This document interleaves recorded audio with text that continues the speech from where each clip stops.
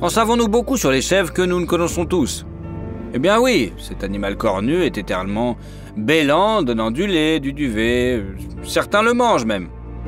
Répondront beaucoup d'entre nous.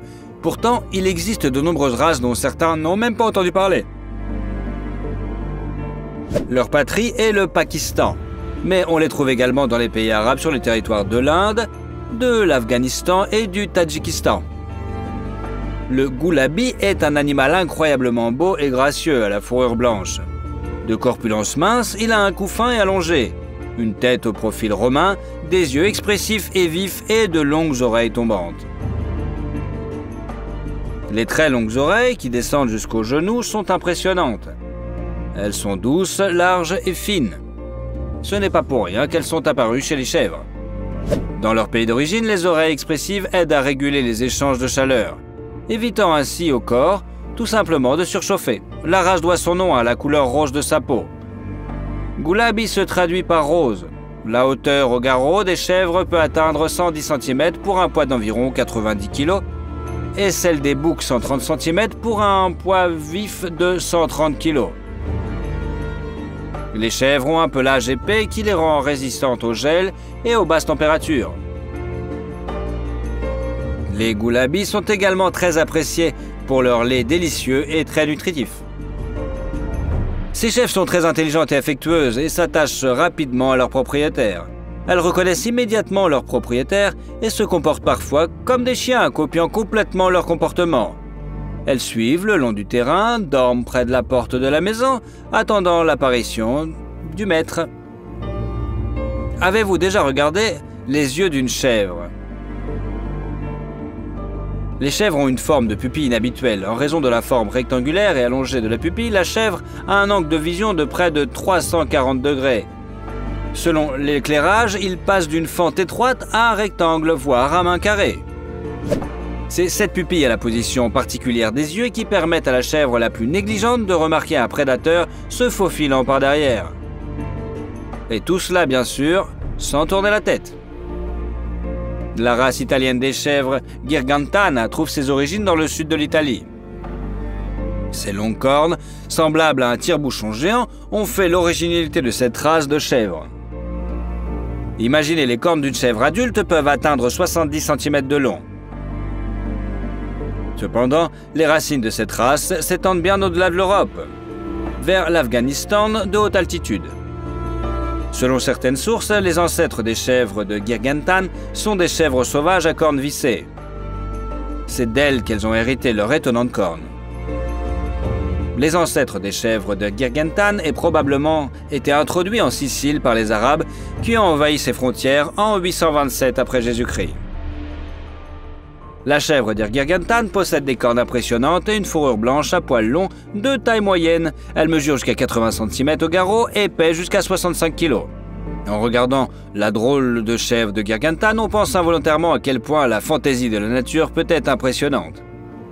Les chèvres du Cachemire vivent sur les hauts plateaux d'Asie centrale et du Tibet, dans les régions montagneuses de Mongolie, d'Iran ainsi que dans le nord de l'Inde, à une altitude pouvant atteindre 5000 mètres au-dessus du niveau de la mer, dans un climat rude et des changements de température soudant de moins 40 degrés à 40 degrés. Pour se protéger des rigueurs du climat, la nature a doté ces animaux d'un duvet étonnant, exceptionnellement doux et très précieux, qui protège les chèvres de la pluie, du froid et de la chaleur. C'est un petit animal élancé d'environ 1,5 mètre de long et 60 cm de haut. Le corps des chèvres du Cachemire est recouvert d'un long poil de garde et d'une sous-poil fin et doux. Dans l'industrie textile, seul leur précieux duvet est utilisé, bien sûr. Pendant de nombreux siècles, le duvet de chèvre du Cachemire est resté la matière naturelle la plus chère de toutes les variétés de laine connues. Ce coût élevé s'explique par le fait que l'on n'extrait en moyenne que 120 grammes de duvet d'un individu. En outre, les chèvres de cette race ne peuvent pas être élevés dans le but de préserver la propriété de la laine en dehors des territoires répertoriés, car elles perdent rapidement leur propriété en raison des changements climatiques tout simplement. Le duvet de chèvre du Cachemire, dans les poils et le comble du bonheur, Certes, il est cher, mais l'absence d'allergie, sa douceur extraordinaire, sa légèreté et son confort font chaque jour de plus en plus d'adeptes dans le monde entier. Toutes les chèvres sont bonnes, mais quelle est celle que vous préférez? Vous n'arrivez pas à choisir? Cherchez plus loin pour trouver la chèvre de vos rêves. Une race très intéressante, la Boer, a été élevée en Afrique du Sud au tout début du XXe siècle. Vous pouvez facilement déterminer la race par la couleur des poils de la tête. Ils ont une couleur brune. C'est leur caractéristique. Le reste du corps est blanc. Les mâles ont des cornes épaisses sur la tête qui se recoubent vers l'arrière. Ces chèvres sont une légende rêvée pour tout éleveur de chèvres, une sorte de culte. La raison de cette popularité est la taille des individus. En outre, les Boers sont très belles et ressemblent à quelque chose d'exotique et de séduisant. Regardez par vous-même. En fait, les Boers sont des animaux de grande taille, massifs et très spectaculaires. C'est la plus grande race de chèvres domestiques. Le poids corporel des chèvres de cette espèce peut atteindre 95 kg. Et les chèvres adultes pèsent souvent plus de 130 kg.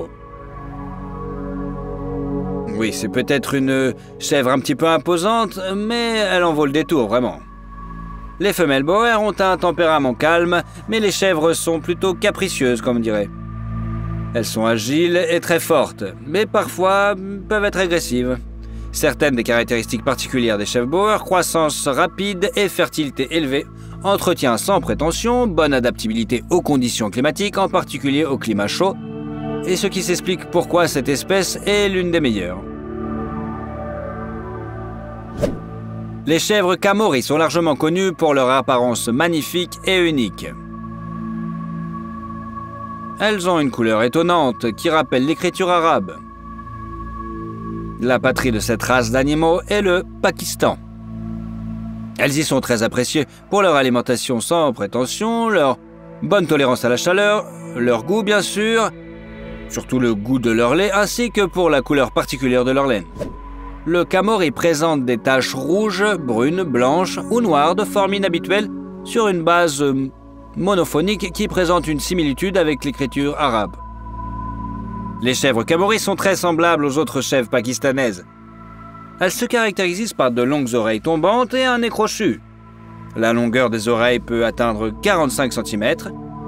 Une chèvre est 1,5 à 2 fois plus grande qu'un bouc. Les chèvres Kamori mesurent plus d'1 mètre. Il existe également des représentants de l'espèce qui atteignent la taille d'un humain. Les chèvres Kamori sont résistantes à un mauvais environnement et constituent une source de revenus pour de nombreux habitants du Pakistan. Ces chèvres ressemblent à des moutons, mais ce ne sont pas leurs proches parents. Il s'agit de chèvres Angora. C'est grâce à leur laine unique qu'elles ressemblent à des petits moutons.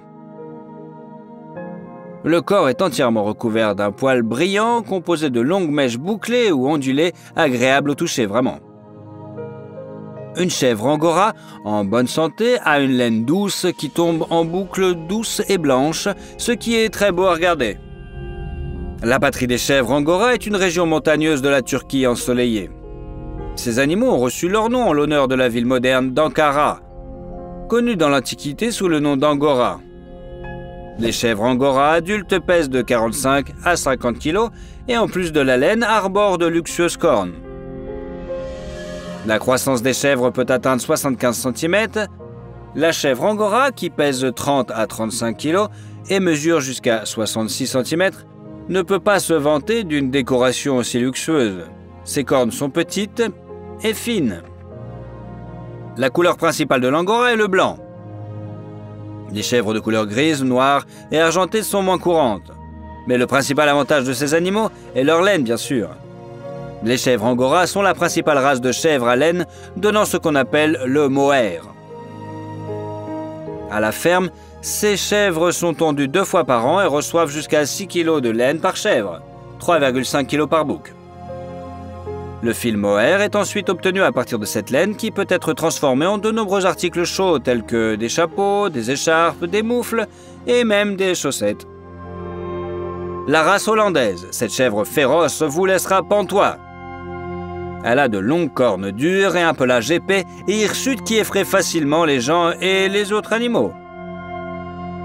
Les chèvres du Landrace hollandais sont des animaux robustes de taille moyenne, généralement pourvus de cornes, avec des pattes courtes et de longs poils. Cette race est originaire des Pays-Bas. Les chèvres sont vraiment très agressives et peuvent attaquer leurs propriétaires sans hésitation.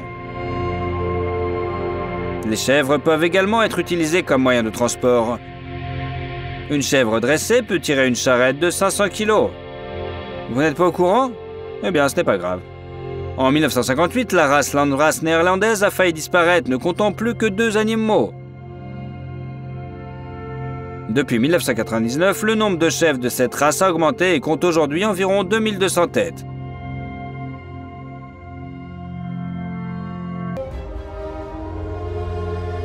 Cette image rare est un spectacle aussi épique et effrayant que magnifique. Les léopards mènent une vie solitaire et ne sont généralement heureux de rencontrer un parrain que pendant la saison de reproduction. Mais les limites du territoire doivent encore être établies. Il faut parfois recourir à la force pour y parvenir. Ce léopard a décidé qu'il pouvait arracher une partie du terrain de chasse de son parent et se l'approprier, mais il a sous-estimé son adversaire. L'autre léopard s'est avéré tout aussi agile, grand et surtout féroce.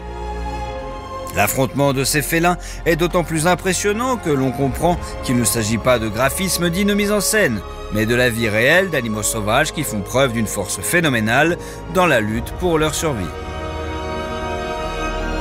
Dans un combat entre eux, le léopard est capable de montrer tout l'arsenal des techniques les plus cool. Tout d'abord, il utilise de puissants coups de patte. Le léopard s'abat sur son adversaire et tente de le submerger, de le soumettre. Les coups se transforment en combat. Chaque félin essaie d'éviter la morsure de l'ennemi et en même temps de l'atteindre avec ses propres crocs. Les prédateurs comprennent la force de l'autre. Ils essaient donc d'agir en grand. Ils se poussent mutuellement de la pente, essaient de les jeter dans les fourrés. En général, ils font tout pour prendre l'avantage, au moins une seconde. C'est alors que le léopard pourra profiter de la situation et vaincre l'ennemi. Si le combat se déroule à courte distance, les léopards utilisent non seulement leurs pattes avant, mais aussi leurs pattes arrière. Ils sont un peu comme les chats domestiques qui organisent leurs combats. En effet, les léopards sont plusieurs dizaines de fois plus massifs et chaque coup de patte d'un prédateur sauvage laisse des traces pour toujours. Il semble que ces chats soient de véritables maîtres en arts martiaux. Ils se déplacent si vite qu'il est difficile de suivre leurs mouvements. Mais lorsqu'ils ralentissent, les véritables techniques de combat et les feintes deviennent perceptibles. C'est comme si les léopards avaient regardé de vieux films avec Jackie Chan et Bruce Lee et qu'ils avaient décidé de donner vie aux scènes les plus cool. Regardez comment le léopard saute sur son adversaire pour le frapper avec ses 4 membres en même temps. Après avoir repoussé l'ennemi, il se précipite à nouveau sur lui, mais il essaie déjà de l'atteindre avec ses crocs. Mais le second chat ne reste pas en reste et projette l'agresseur à travers lui. Comme dans le manuel, saisir, rouler sur soi et une puissante poussée pour que l'adversaire vole sur son dos. Quelle réception! Il est intéressant de noter que lors d'un combat avec un parent, le léopard fait preuve de retenue et de noblesse. L'échange de coups se termine par l'arrêt et la dispersion des chats. Ils se retrouvent ensuite pour se battre, mais sans chercher à bondir sur le dos de l'adversaire et à le saisir à la gorge. Attention, bien que les léopards se battent désespérément, ils n'utilisent pas de technique de vol et ne visent même pas les yeux de l'autre. Certes, ils se battent pour leur territoire, mais il semble qu'il y ait des limites que ces prédateurs essaient de ne pas franchir, même lorsqu'ils se battent avec leurs rivaux. Par conséquent, malgré les faits que les léopards se battent de toute leur force, ils sont encore en vie après le duel de leur adversaire. De plus, ils ont même réussi à éviter de graves blessures. Ils méritent le respect, n'est-ce pas? Dans la nature, les différentes espèces de chats se livrent une concurrence acharnée. Ils sont en concurrence les uns avec les autres pour la nourriture. Bien que chaque espèce ait ses propres préférences dans le choix de ses proies, le menu des grands prédateurs est au moins un peu le même. Les lions sont les plus agressifs envers leurs rivaux, mais les léopards ne manquent pas une occasion de chasser un prédateur d'une autre espèce de leur territoire, ou même de le manger. Cela donne lieu à des événements très dramatiques. Par exemple, vous pouvez voir ce qui se passera si les lionnes découvrent la tanière des léopards. Pendant que la mère chasse pour apporter de la nourriture aux chatons, ceux-ci sont sans défense, ils ne peuvent que se figer en espérant que leur couleur de camouflage les sauvera. Malheureusement, cela n'a servi à rien, les lionnes les ont trouvés. Pour elles, les chatons léopards ne sont pas des parents, mais des repas. Mais si vous pensez qu'un prédateur repéré reste redevable à de tels agresseurs, c'est que vous ne connaissez pas bien son caractère. En général, le désir de vengeance est considéré comme une émotion très complexe. Pour prouver un tel sentiment, il faut être bien conscient des relations à cause à effet et comprendre les dommages émotionnels que l'on peut infliger à l'ennemi. Il est donc peu probable que de nombreux scientifiques s'accordent à dire que les léopards est capable de se venger délibérément. Qu'en pensez-vous? Après tout, nous ne savons pas ce que ressent ce chat, mais nous connaissons les conséquences de ses actes. Elle cherche délibérément une tanière de lion, et ce, bien que les léopards soient sérieusement en danger. Contrairement à elle, les lionnes vivent en groupe et s'occupent non seulement de leurs propres bébés, mais aussi des chatons de leurs sœurs et cousines. Même si la mère n'est pas près de ses petits, il y a de fortes chances qu'il y ait d'autres femelles. Mais cela n'arrête pas le léopard. Il trouve des lionceaux et en fait avec eux la même chose que la lionne avec les bébés léopards. Telle est la vendetta. Les deux grands félins tachetés d'Afrique, le guépard et le léopard, se disputent souvent. Bien que leur collaboration soit similaire, il est impossible de les confondre lorsqu'ils se trouvent côte à côte. Le guépard est un animal beaucoup plus mince et maigre. Par rapport à la taille du corps, il a une petite tête et de longues pattes. Les taches sont solides. Deux bandes noires continues vont des yeux vers la bouche. Un léopard adulte est beaucoup plus grand. Il a un cou puissant, des mâchoires plus larges, les pattes sont plus courtes par rapport au corps, mais plus fortes, et les taches ont l'apparence d'orbites vides. En outre, ces chats ne sont même pas de proches parents. Le léopard désigne les panthères, c'est-à-dire les grands félins. Ses plus proches parents sont le lion, le tigre, le jaguar et le léopard des neiges.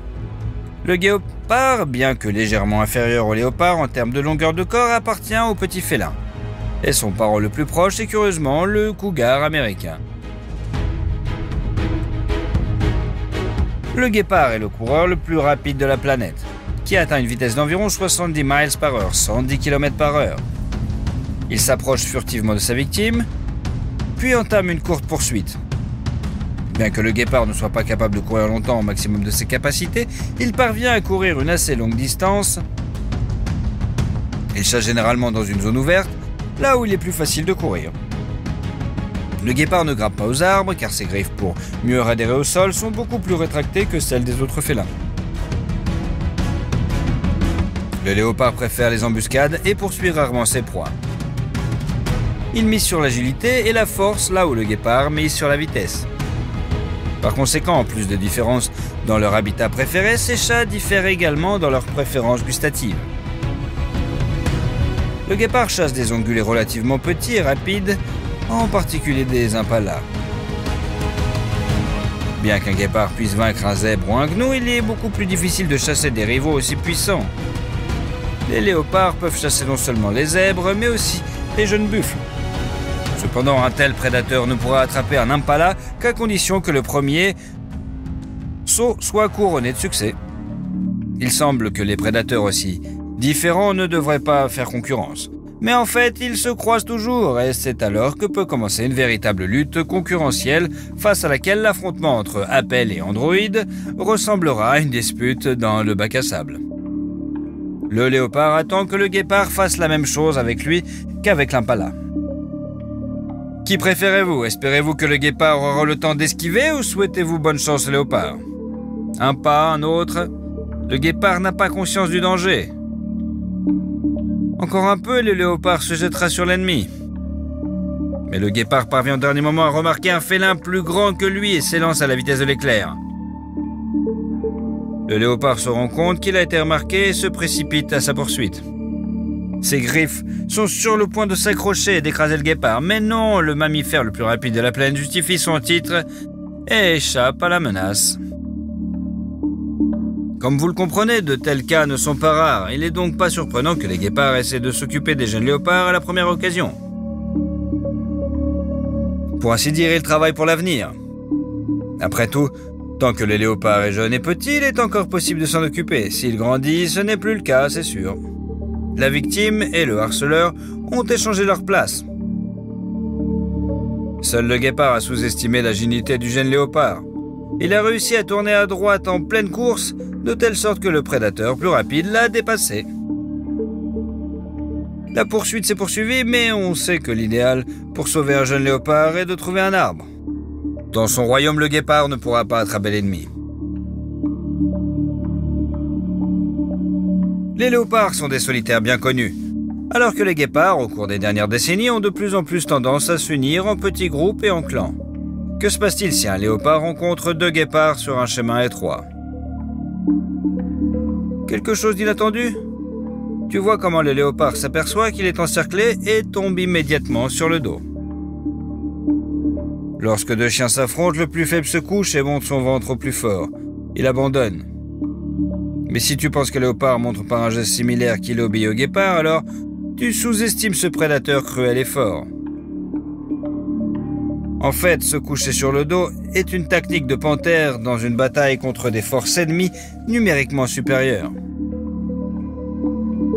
Ainsi, le léopard est prêt à repousser un guépard avec ses pattes avant et le second avec ses pattes arrière. Il prend un risque car son estomac est vraiment en position vulnérable, mais les guépards n'ont pas osé attaquer. Se heurter aux griffes acérées et en forme de croissant d'un léopard, c'est recevoir des dizaines de coups de poignard en même temps. Ici, deux guépards ont traqué un léopard. Mais ils ont sous-estimé leur interlocuteur. Il ne s'agissait pas d'un adolescent, mais d'un mâle adulte et expérimenté. Lorsque les deux guépards se sont approchés de lui, il n'a pas eu peur et a continué à vaquer tranquillement à ses occupations. Les guépards ne comprennent manifestement pas ce qui se passe et essaient d'entrer par les deux côtés pour attaquer. Eh bien, c'est de votre faute. Le léopard s'est retourné et a été le premier à se battre contre deux guépards à la fois. C'est à ce moment-là qu'ils ont compris dans quel pétrin ils se trouvaient. C'est la super vitesse les a sauvés d'une sérieuse raclée. Il y a une autre qualité du léopard qu'il ne faut pas sous-estimer. Il s'agit de la prudence. Ici, le léopard est attaqué par une femelle guépard. En fait, il s'agit déjà d'animaux adultes et le léopard a l'avantage de la force physique pure. Mais il sait qu'il y a une tanière de guépards à proximité où se trouvent les chatons. Le léopard comprend avec quelle fureur la femelle va se battre pour eux et pour son territoire. Il se retire donc sans combattre. Une sage décision. Après tout, même si le léopard avait gagné, l'imprévisible femelle aurait certainement réussi à le blesser. Sous-estimer la ruse du léopard ne vaut pas non plus la peine. Il s'avère que ce prédateur est capable de véritables plans à plusieurs voies. Regardez-le s'approcher furtivement d'un troupeau de buffles d'Afrique. Le poids des mâles adultes de ces ongulés peut atteindre 1 tonne. Le léopard est environ 12 fois plus léger. Le prédateur n'a pratiquement aucune chance de faire face aux géants agressifs à cornes, même s'ils sont nombreux. Soudain, vous remarquez un lion à l'arrière-plan. Pensez-vous qu'il s'agit d'un accident? Ou que le lion est venu se battre avec le cousin tacheté? Non. En fait, ce sont seulement les lions qui peuvent faire face aux buffles. Ils sèment la panique dans le troupeau et entament une course-poursuite épique. C'est l'un des rares cas où les mâles participent activement à la chasse. Habituellement, les lionnes s'occupent de la recherche de nourriture, car les mâles ont une grande crinière qui les empêche de se déguiser. Mais face à des géants comme les buffles ou les rhinocéros, leur énorme force est nécessaire. Lorsque le lion a été remarqué, il ne fait que jouer le jeu de l'orgueil. La panique parmi les ongulés s'installe alors plus rapidement. Le plan des prédateurs fonctionne. Les buffles avancent et la poursuite commence. Les lions choisissent un individu faible pour le distinguer des autres. Mais c'est une toute autre histoire. Ce qui nous intéresse, c'est de savoir ce que fait le léopard dans toute cette blague. Il s'avère qu'il a profité de la situation à son avantage. La panique dans le troupeau de buffles a fait que le jeune veau a pris du retard sur ses parents et a décidé de se cacher dans les buissons. Les lions ne l'ont pas remarqué et se sont mis à chasser, mais le léopard semblait chercher délibérément une belle telle victime. Dans les fourrés denses, il a réussi à attaquer le jeune taureau et a réussi à l'abattre, puis à l'égorger. C'est ainsi que le léopard a pratiquement utilisé les lions à son avantage et a pu attraper un veau qu'il n'aurait jamais pu atteindre s'il avait été gardé par d'autres taureaux. Que pensez-vous d'une telle passe multiple? Lorsqu'un groupe entier de taureaux adultes se promène dans la forêt, ils s'y sentent en confiance. Ils sont trop nombreux pour qu'un prédateur isolé ose les attaquer. Et les fourrés situés de la part et d'autre ne permettent pas aux hyènes ou aux lions d'encercler un groupe d'herbivores. Eh bien, leur confiance en leur capacité était superflue. Ils ne savaient manifestement pas qui vivait dans cette forêt. Le léopard est si courageux qu'il ose attaquer tout en groupe de buffles. Chacune des bêtes à cornes surpasse de loin les léopards en force et en masse. Mais elles sont d'autant plus dangereuses pour un prédateur tacheté. Mais il attaque quand même. On dirait qu'il est accro à l'adrénaline. Et si les buffles s'en sortent cette fois-ci, tôt ou tard le léopard aura le temps d'étrangler l'un des leurs. Alors, il faut changer d'itinéraire.